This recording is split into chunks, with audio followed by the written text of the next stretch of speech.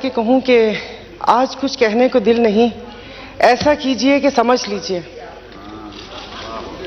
तो दिल नहीं चाह रहा कि इस खाली हॉल में, इन खाली कुर्सियों, मेरे कुछ चंद साथी बैठे हुए जो अपनी अपनी स्पीचेस के इंतजार में बैठे हुए, क्योंकि वो जो क्रीम है, अब ये वो क्रीम नहीं है, मैं कोई कुछ और नाम ही ना निकल जाए, वो तो अपनी अपनी स्पीचेस करके चली गई और मेरे पास कुछ लिखा हुआ भी नहीं है कि मैं स्टार्ट ऐसे लूं कि मोहतरमा आप भी स्पीच करके चले जाना ही आपने। इन मुश्किल हालात में तो सब बात ये ना कि सुनने वाले सुने ना।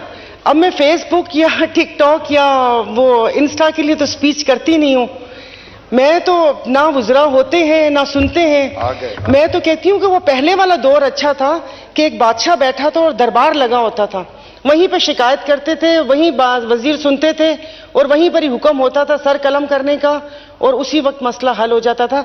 अब वो और बात है कि साहिल का सर कलम हो या वजीर का हो, वो दूसरी बात है। तो इस बजट के ऊपर, ये एक मिनी बजट के बाद ये तीसरा बजट है और मुझे लग रहा है कि जैसे जो बातें करूंगी वो वही रिपीट बातें, क्योंकि कुछ असर तो हुआ नहीं किसी के ऊपर कि इन तमाम मामलात के ऊपर नजरसानी हो। तो देखें तो सर ये जो बजट आया था, मैं बजट की इतनी डिटेल में फिगर्स वगैरह की तरफ नहीं जाऊंगी।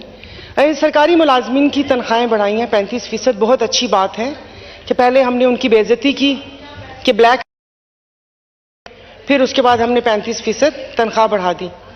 तो उस 35% तनख्वाह तो बढ़ाई है, लेकिन फिर 40% महंगाई बढ़ जाएगी। तो सरकारी मुलाजमीन का तो सोच लिया, लेकिन जो प्राइवेट सेक्टर वाले लोग हैं उनका कौन सोचेगा। इन्होंने कहा कि वो कम से कम जो उजरत है वो 35,000 तक, वो देगा कौन। कि आपने कभी सिक्योरिटी गार्ड्स देखे हैं कि उनको 18-18, 20-20 हज़ार मिलते हैं और 12-12 हज़ार उनसे वो क्या कहते हैं बेगार नौकरी ली जाती है। तो उन सबको कौन देखेगा जो घरों में काम करते हैं, जो प्राइवेट नौकर, ड्राइवर, माली, ये वो, उनकी तनख्वाहों का कौन करेगा। 35,000 वो रखी है। लास्ट टाइम तो मैंने कहा था कि 50,000 वाले का बजट बना के दिखा दें। क्या अभी ये 35,000 वाले का बजट बनाकर दिखा सकते हैं। तो अब सारी वही बातें, हर चीज पहुंच से दूर हो चुकी है। मगर मसला ये है कि मुझे समझ नहीं आती कि मेरे सब साथी हैं, सब हल्के वाले हैं और मुझे इनकी देखती हूँ मैं सोशल मीडिया पे एक्टिविटीज, तो जाते हैं अपने हलकों में, गली मोहल्ले में भी जाते हैं, लेकिन मुझे ये समझ नहीं आती कि वहां पर उनको कौन सी लॉलीपॉप देकर आते हैं, मतलब क्या बताते हैं। जैसे अभी मेरे भाई ने कहा कि साल हो गया वो रोड नहीं बनी, वो रोड नहीं बनी, तो चले कोई थोड़ा 14 साल से सिंध में हुकूमत है तो मुझे बाकी रोड्स भी दिख जानी चाहिए थी। और 1 साल से आप यहाँ पर हैं, अगर इत्तेहाद में रहते हुए ये काम ना करवा सकें तो फिर मेरा तो और बाकी जो इधर बैठे हैं उन सबका तो अल्लाह ही हाफिज है। सर बिजली की प्राइसेस हैं, यहाँ पर एक मसला चल रहा होता है, फिर पता चलता है कि ₹1.25 यूनिट बढ़ गया। IMF का सुने जा रहे हैं, IMF वो कहते हैं ना कि वो पहले कभी सिग्नल पे खड़े हों तो वो आता है फकीर, पहले तो वो दुआएं देता है कि दे दो, दे दिया तो ठीक है, नहीं दिया तो उसके बाद वो बद्दुआएं देना शुरू कर देता है। मुझे तो ऐसे लग रहा है जैसे हम अभी वही कर रहे हैं। तो मैं बहिस्ते पाकिस्तानी एक अवाम, मैं कहती हूँ मुझे नहीं चाहिए IMF का बजट, क्योंकि मैं कुछ भी खरीदती हूँ, मैं घर की ग्रोसरी लेती हूँ, मैं पेस्ट, चीनी, पत्ती, तेल कुछ भी लेती हूँ, मैं तो उसमें टैक्स देती हूँ। मैं तो उस टैक्स से, जो टैक्स ये कह रहे हैं कि इतना टैक्स कलेक्ट हुआ है और ये सारा कुछ हुआ, उससे एक आम आवाम को क्या फायदा।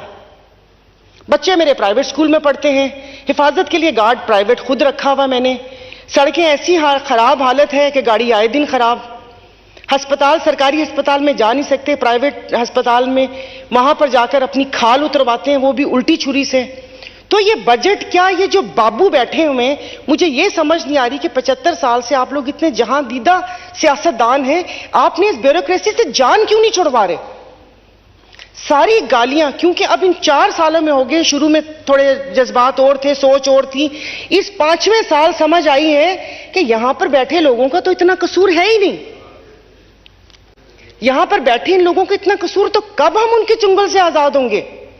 मतलब उनकी मरात के लिए, उनकी मोनेटाइजेशन के लिए कि जो बाबू बनकर 90-90 हजार रुपए पेट्रोल का भी लेंगे, यहां से गाड़ियां भी लेंगे, उसके लिए मैं और मेरी औलाद पिसेगी।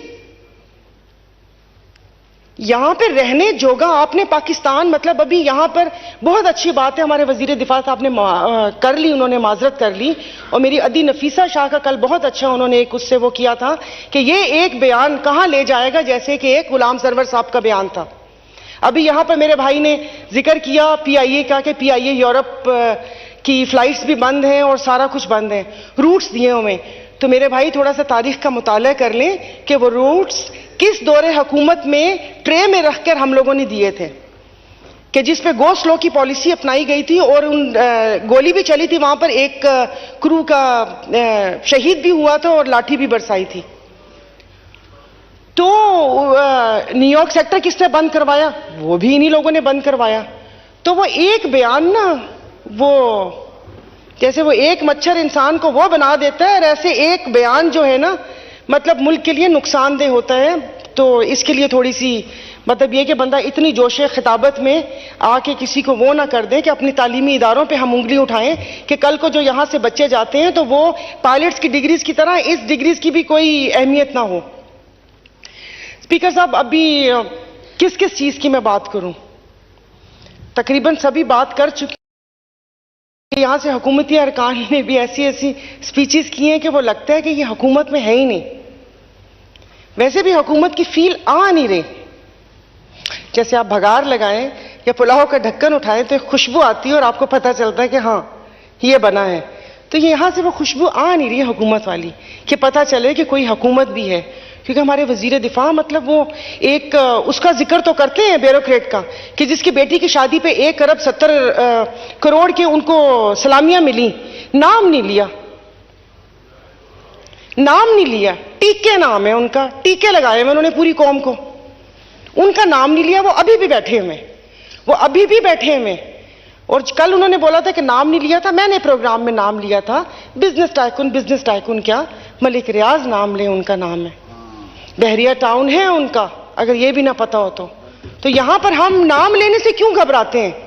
गालियां खाएं हम लोग, जहां पर जाएं वहां पर ये हो कि ये चोर, ये वो, ऐसे मतलब ये कि बेवकूफ बना के कोई भी हम लोगों को इस किस्म की वो कर ले, और फिर हम डरते भी रहे कि हमने उनका नाम भी नहीं लेना। क्यों नाम नहीं लेना? सब वो यही है ना कि अब मुझे नहीं पता कि कहां हम लोग पहुंचे हुए हैं और इस सब को कौन आके सीधा करेगा। इन 75 सालों में हमने एक दूसरे पर तो इल्जाम दिया कि तुमने ये किया, तुमने ये किया, फिर उसके बाद जब साथ बैठते हैं तो हम माफी मांगते हैं। जैसे अभी 3 वज़राए आजम के डकारने पे ख्वाजा आसिफ साहब का बयान था, तो माफी तो मांगते हैं, लेकिन माफी से काम नहीं चलेगा। उसके बाद हमें तौबा करनी होगी कि अब हम एक दूसरे के साथ ऐसा नहीं करेंगे, कि अपने खैमे में किसी बद्दू को नहीं घुसाएंगे। हमें यह अपने आप से अहद करना पड़ेगा। वो कहते हैं ना कि क्यों ना हो सभा की रफ्तार गलत, गुल गलत, गुंचे गलत, खार गलत, एक दरिया ही है बस अपने रुख पर, कश्तियां आर गलत, पार गलत। और वह कहते हैं ना कि वो भी कुछ जिद पर उतर आए हैं और कुछ करते हैं हम भी गुफ्तार गलत। तो ये सब चीजें वो नहीं होनी चाहिए। तो अवाम का इसमें क्या है? अब सब अपनी अपनी तजावीज पेश कर रहे हैं। मैं एक तजवीज देती हूं, 18वीं तरमीम के बाद जिन वजारतों की यहां पर वफाक में जरूरत नहीं है, पहले तो उन वजारतों को खत्म कर दिया जाए। क्या हमने उसको रिश्वत के तौर पे रखा हुआ है? अगर मैं यहां पर सेहत की बात करूंगी तो आप मुझे कहेंगे कि सूबाई मैटर है, उधर जाओ। तालीम की बात करूंगी तो आप कहेंगे सूबाई मैटर है, उधर जाओ। 2-3 और वजारतें आप कहेंगे ये सूबाई मैटर है। सूबाई मैटर है तो यहां जो वजारतें हैं वो अम्ब लेने आई हैं। मतलब यहां पर क्या करने के लिए वो वजारतें दी हुई हैं? उनकी पूरे जो वजारतों के ऊपर लग रहा है उनका ये वो सारा कुछ, ये मतलब अब मैं क्यों दूं या मेरी गरीब आवाम क्यों दे?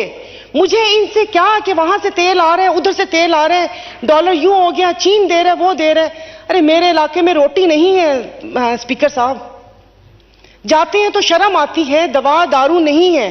अभी यहां पर मैं पॉइंट्स लिखते जा रही थी सिर्फ अपनी याद दहानी के लिए, कि यहां पर किसी ने तकरीर की तो सिगरेट नोशी पे और फिजी ड्रिंक्स पे बोला कि उससे लोगों में इतनी इतनी अम्मात होती हैं, ये होती हैं। हमें कुछ नहीं होता, हम तो गधे और कुत्ते की कड़ाई खा चुके हैं। हम पाकिस्तानी तो वो खा चुके हैं, हम नकली दवाइयां खा चुके हैं। मेडिसिन ये शाहीन से ली थी मैंने, ट्रेवियामेट, कड़वी थी, कराची वाली कड़वी नहीं है, पता चला वो नकली थी। दवाइयों पे जो सब्जियां खाते हैं उसके ऊपर स्प्रे होता है, क्या वो जानलेवा नहीं है? सफाई सुथराई का आलम क्या है? और ये जो फल हम लोग स्क्रीन वाले खाते हैं वो हमारी सेहत के लिए सही नहीं है। और मरी हुई मुर्गियां, और सबसे बड़ी बात, मेरे भाई ने अल्कोहल का जिक्र नहीं किया जो गैर कानूनी तौर पर आता है। लोगों ने एक वो बना दिया कि सायरा बानो ने असेंबली में कहा इसको हलाल कर दो। अरे अल्लाह पाक ने इसको हलाल करार नहीं दिया तो मैं कौन होती हूं? मैंने तो कहा था लीगल कर दो ताकि रेवेन्यू आए। कराची के दरिया वो समंदर में 80 करोड़ की शराब लॉन्च में ना पकड़ी जाए, वो लोगों को फायदा हो। तो और उन्होंने कहा कि सबने वाकई की मजम्मत करने का कौम जाग चुकी है। बिल्कुल कौम जाग चुकी है, मैं तो पहले से जागी हुई थी। मैंने तो यहां पर आते ही सबसे पहले बोला था कि यहां तो अपनी पुरानी वीडियोस डिलीट करें या फिर ये करारदाद ना लेकर आए। तो अब चूंकि यहां पर इतना ज्यादा वो हो गया, अब किसी ने, मैं यहां पर हुई, मुझे थोड़ा टाइम दीजिएगा क्योंकि हो सकता है ये मेरी आखिरी स्पीच हो। अगली दफा या किस्मत या नसीब, और आराम से घर में ही रहूं मैं। जरूरी है मैंने चित्राली साहब से दुआ पढ़वानी है और आप